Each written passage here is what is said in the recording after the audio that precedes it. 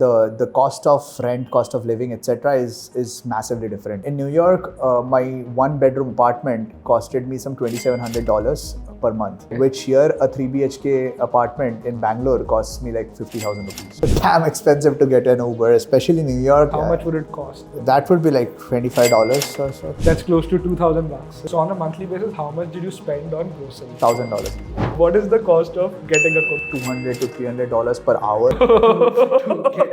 Quick announcement guys, I will be in Delhi in October to fix all of your finances. तो अगर आप दिल्ली से हो, description में एक form है, form भरो, and I'll see you guys very soon. Now it's time to enjoy the video.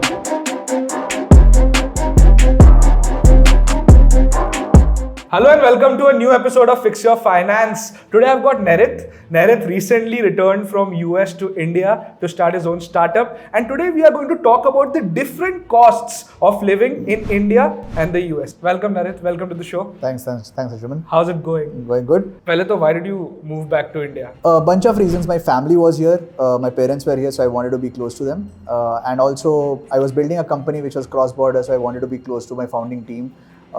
And the most important reason, my wife got into IISc, which is really competitive to get into, and she's an assistant professor there now, so for her I had to move as well. So the culmination of the three reasons is why I moved back. Got it.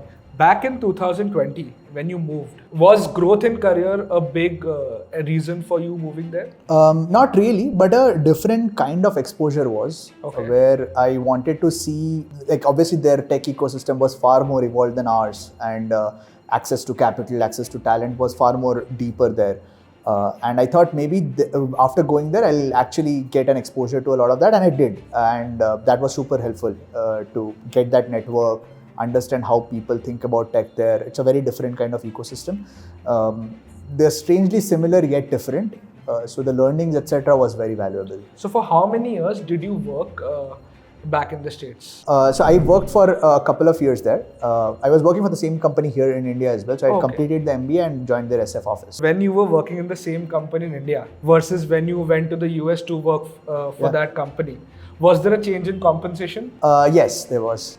In the US, it was about 180 to 200K. Okay. Where were you staying? I was in New York for some part of it was in Chicago. Okay. Before we move on to the specifics of expenses and everything, can you tell me if a $200,000 salary in New York is enough or not? It really depends on what your lifestyle quality is. So New York is a lot like Mumbai. You can live as cheap as you want, but you can still get by. But it's not the same case with other parts of the US. So New York is a bit different than other parts of the US. But in New York, to answer your question, yes, I could live with that salary. But yeah, there are obviously corners you need to cut to make sure that you have a decent lifestyle. To understand this further, let's do a cost analysis. Okay? Sure. How did you travel in US? Like, did you have to travel on an everyday basis? What was the situation? In New York, yes, I did travel a lot. Sometimes it used to be almost every day in a week. It was predominantly through the subway there. New York subway is extremely well connected.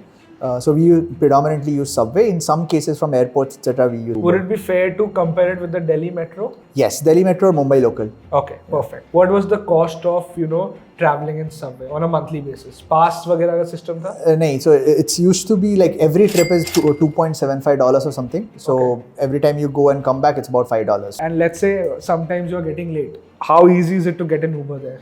It's easy, but it's damn expensive to get an Uber, especially in New York and like the metros. It's like super difficult to get an Uber there.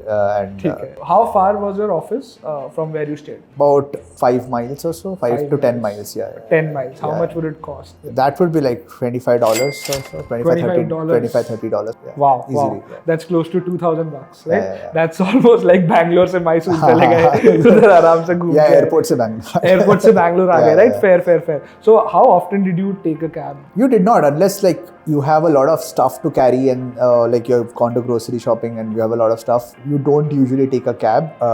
The cost of ownership of car is also not very expensive there. So you can lease a car, etc. So people usually prefer to get a car instead of Ubering around. unless you absolutely need to, because the discount days of Uber is also over. So Uber is not very prevalent. It's still prevalent, but it's not prevalent enough. What is the buying situation there? What is the price of a Maruti Suzuki Baleno equivalent car there? Baleno costs 10 lakh rupees in India. Let's talk about sedan. I think hatchbacks are a bit rare, but I think like something like a Toyota Corolla or something like that would cost about, the second-hand one would cost about $13,000. So used cars are more popular there because their longevity is a lot more. The roads are better, right? So so the used car would cost about $13,000. The new car I think is about $22,000. $22,000. Here a Corolla would cost around 40 lakhs if I'm not wrong. आप बता देना क्या सही है. Second is, what is the cost of 1 liter of petrol? We'll need to check by gallons to liter, but it's about $3.50 per gallon, $3.5-4, depends on the season, etc. and the region in the US, but $3 to $6 a gallon is. ठीक है. इधर एक litre है 102 रुपए का. Next is food. Okay, what's the food situation there? Groceries situation over there. The weekly basket there roughly costed, a very bare bones basket would cost about $120, and for me and my wife together. Define a bare bones basket, because $120 per week sounds like a lot. No, but it's literally like a few potatoes, 1 or 2 vegetables, one meat type, some dairy products, etc., and maybe a couple of desserts. That's the basket type. Okay, so that comes down to around $500 a month. Yeah, and this is barring the Indian grocery that, being an Indian, I needed to shop. This is apart from that. So if there is like a Haldiram thing that I need to purchase or some Indian specific thing I need to purchase, that will be the separate bill. So on a monthly basis, how much did you spend on groceries? $1,000. $1,000. India में क्या situation है? India में यार मतलब a very luxurious big basket. I just moved in, right? So a very luxurious big basket costed me $100 yesterday, which will last me 2 weeks to 3 weeks. So 8,000 include, and if you include milk, meat, and it was like veggies, everything. Yeah. Oh, it's already included in this. Yeah, it's all included. Okay. So around 10,000 is max what I will spend, like for a very luxurious basket. Okay. Next is cook. Yeah. In the US, can you imagine? You can't afford a cook. Okay, what is the cost of getting a cook? Did you have a cook? No. There's no chance you can get a cook. I mean, typically, from what I know, again, I don't have any idea, but I think it costs somewhere around $200 to $300 per hour or something to get a cook, but I'm not entirely sure. Okay, here in Bangalore, I pay my cook around 6,000 rupees for 2 people for 3 meals in a day. Okay? To give you guys context. Okay. Based on this basket, I think it will be right to say that the purchasing power parity is around 1:3. Would it be right to say that $200,000 in New York, which is close to 1.6 crores, will give you a lifestyle of around 50-ish lakhs in Mumbai? No, I don't think so. Okay, so क्या होगा? Yeah, I think while all these costs are fairly comparable, even now it's fairly comparable. I think the biggest cost that changes is the real estate. The cost of rent, cost of living, etc. is massively different. Like in New York, my 1-bedroom apartment costed me some $2,700 per month, which here a 3 BHK apartment in Bangalore costs me like 50,000 rupees. So okay, in New York, is it also a similar situation like Mumbai कि आप अंधेरी हो या Mulund हो तो the price will keep on changing? Yes, but in New York there are no places like Mulund left anymore. So like almost everything is as expensive, or you have to trade off like safety, etc. for like cost of rent. There are parts where you can get really cheap stuff, but you have to stay in like maybe a studio which doesn't have enough amenities or is not very safe environment. Of course, you stayed there for only 3 years, did you contemplate buying a house there? I did not, but a lot of my friends did. And it's actually, America makes it super easy for people to buy a house. And that is intentional because every American should have a household was like big thing. But I think it's super easy to buy a house there. I think you can get houses as cheap as you want, especially if you live in the outskirts of the metros. The mortgage, etc., the down payment you need is like super low as well. It's not very... And what is the interest rate situation? Like currently in 2023, what is the interest rate that you will pay on your home loan? In the US, I'm not entirely sure because it's also a factor of the down payment that you give up. But I think it's changed massively now. But it used to be around Between 2 to 4% is my guess, but I'm not entirely sure. Okay, as of 2023, which is fairly cheaper. In 2023, I think it's different. The numbers are slightly dated though. Okay. In India, back in 2020, a person with a stable job got home loans at 6.87%. Currently, it went up to around 8.5 to 9%. Next is eating out. Did you guys go out frequently, or how expensive is it? Oh, it's super expensive. I think that's the part, and that's actually even in the US, it differs massively from region to region. If you go for like fast food, it's quite cheap, by the way. But as soon as you start trying to go into these slightly fancier restaurant, and when I say fancier, it's not a Michelin star restaurant. These are like beer garden kind of restaurants, and these restaurants typically will cost you $150, $140 for a meal of two with drinks, with 1 or 2 drinks maybe. Okay, here in India, for a similar dinner, it might cost around 4,000, 4,500 on the upper end. मतलब आज हमने 4-5 चीजें मंगा लिए, 4-1 drink P लिए, तो 4-5 हज़ार रुपए हो जाएगा. That's true, yeah. While fast food in US is cheap, it's also cheap over here. It also comes with a hidden cost of, associated health costs, right? So what is the cost of medical insurance in New York? When I was in University of Chicago, I had to pay about $4,000 to $6,000 to get an annual coverage, which was discounted, I think, through U Chicago as well. But yeah, $5,000. $5,000. Here and what was the cover? What is the cover situation? Cover was about, that was enough, I think. It was about 100K, 200K kind of cover with some copay. But every time you go to visit a doctor, you need to pay some amount as well. So it's like $50 or $100. So okay, you also mentioned copay, right? Yeah, copay. For viewers, I'll explain what copay is. So the situation here is, if let's say the hospital bill is 100 rupees, in a copay agreement, the patient has to pay around 10 or 20% of the bill. That's the situation. That's correct. Right? Yeah. What was the copay clause in the US? So roughly $50 and then there is this separate out-of-pocket expense also, which you have to max out before you can avail the insurance as well. So copay is for any OPD visit. Like typically you go for any diagnostics, you will pay a copay for sure. Yeah. And then the doctor also might have some added charges. So if the doctor is a very popular doctor and they are full of patients, they will typically have a membership plan of their own, so which you need to subscribe to, you need to wait for their wait list. So it's not very easy to get access to a good doctor as well. So you might need to pay an additional charge around that. And for any IPD treatment or any IPD experience, you need to pay another sizable amount, which closes into your out-of-pocket expense, and only after that you can avail insurance. Okay. In India, for a 31-year-old, a 10 lakh cover, which is more than enough in a tier 1 city also, will come with an annual premium of less than 25,000 rupees. Okay. With 0% copay. But here in India, OPD won't be covered. You have to be hospitalized to, take benefit of your medical insurance. Next is utilities, right? Wi-Fi, electricity, water bill if necessary. So Wi-Fi is about $40-50 a month, so it's pretty nominal that way. And then there is the phone bill, which is I think surprisingly cheaper in India because of Jio. But phone bills run up to like $30-40 a month unless you are a part of a corporate plan or something. And then in addition to that, electricity is slightly expensive, especially in winter months because you crank up the heater, etc. So it, especially in the countries, in the states where it gets really cold. So heater costs and electric bills would tend to be around $150 in the winter months, and in summer months it's about $50, $60, $70 as well. Gas is pretty nominal. You don't use gas there. It's all electric mostly. Got it. So you are an engineer from IIT. Yeah. You did your MBA from Chicago. Education-wise, you are in the top 1%. Correct me if I'm wrong. Okay? Yeah. Let's assume you are in the top 1%. Okay? Were you able to save in the US? Were you able to invest? So not me personally, because I had an MBA student loan as well. What was the interest rate back in 2020 when you took the loan? It was roughly 4-5%, and now it's about 10-11%. It's shooting up. Okay. To answer your question, I was not, because I was there also for a very short period of time. But typically the culture there is not very savings oriented either, because the credit is very easily accessible.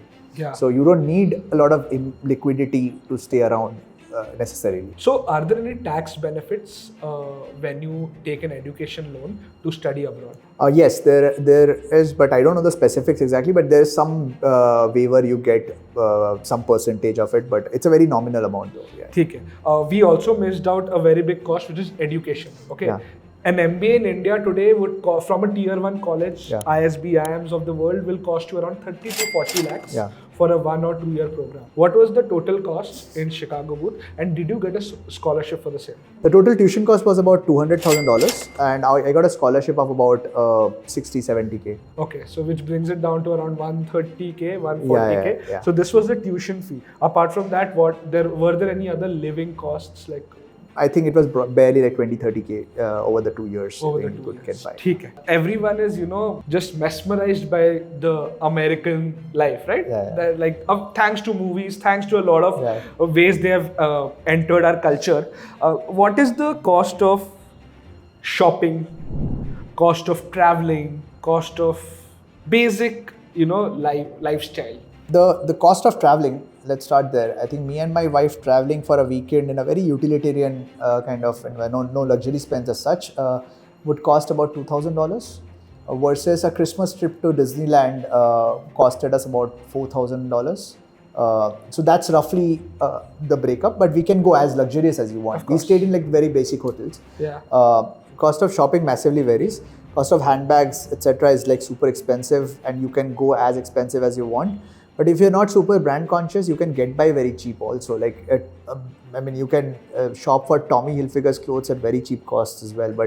But here that cost seems a lot. Of course. So, and this holds true in India as well. Yeah, of course. Yeah. Street shopping भी कर सकते हो. आप ताज hotel के बाहर LV से भी shop कर सकते हो. Exactly. It's up to you. Yeah. It's up to your income and your needs. Now the main question, right? So the general NRI trajectory, there are two trajectories. One is you continue to live there, okay? You keep on taking bigger decisions, like you purchase a house, settle there. Or you live there for 15-20 years, earn a lot of money, save, and by the time you're 40-45, you come to India and start something of your own, or be a partner in an investment firm. Sure. Or basically you live a way more luxurious life in India. Sure. Right? Why did you choose to move back so early? Like, because the opportunity cost of moving back might be higher, right? For someone like you, because you are an engineer and you have done an MBA as well. Yeah. So I actually feel there is not as significant an opportunity cost. I feel obviously you give up certain low pollution environments, better roads, better infrastructure, etc., better access to tech, more access to capital. But we are also building right now, the startup I'm working on is focusing on getting the Eastern and Western worlds together, because I think the world we imagine at least is a lot flatter than it used to be 20 years back. Yeah. Especially in this remote world era, I don't think there's any difference, or geography should not be a barrier in working together, right? So that way, I don't think our generation will be as fixated on locations. We'll be fairly nomadic in that regard. So to that extent, I don't think it's a big loss or big give up of opportunity cost per se. America has invested a lot in the development of infrastructure. I think barring the infrastructural adjustment that you have to make in India, I don't think there's a lot of loss in opportunity cost. Obviously, it also is a function of what jobs you do here and what jobs you do there as well. So it also depends a bit on that. So what kind of jobs are location agnostic? The jobs, like all the tech jobs, product manager, engineer, founder's job, etc., I think are, especially in the tech ecosystem, is fairly nomadic. So you can do it from anywhere you want. So that's not a big concern. But there are jobs which are predominantly in person still even today, right? Especially in more non-tech companies. So if you're working in a non-tech company or in a bank there, let's say JP Morgan there, they have very functional split of roles that reside in India versus the US. Versus in tech ecosystem, we don't observe that. So if you're working in certain business or finance-oriented roles, it's hard to get by those similar jobs in India as well. So I think that's why some jobs end up being more location agnostic than others. I also wanted to ask, so this is a question on the personal side, right? You have just started your business, right? I'm sure that a lot of your time, bandwidth, resources are going towards your business. How are you managing your finances right now? Do you invest right now? Do you have an emergency fund type situation? And after coming back to India, do you have a medical insurance of your own? I do. My wife works in IIT, so there's a government insurance covering us. But CGHS plan? I think so. I'm not entirely sure. I've Okay. not been through the paperwork, but that's it. Like we are not like very conscious about saving money yet because we're just back, and we also have a student loan to pay back. So don't necessarily fixate on saving or having emergency cash around. But I think in India also, like you're insured, so healthcare is anyway ruled out.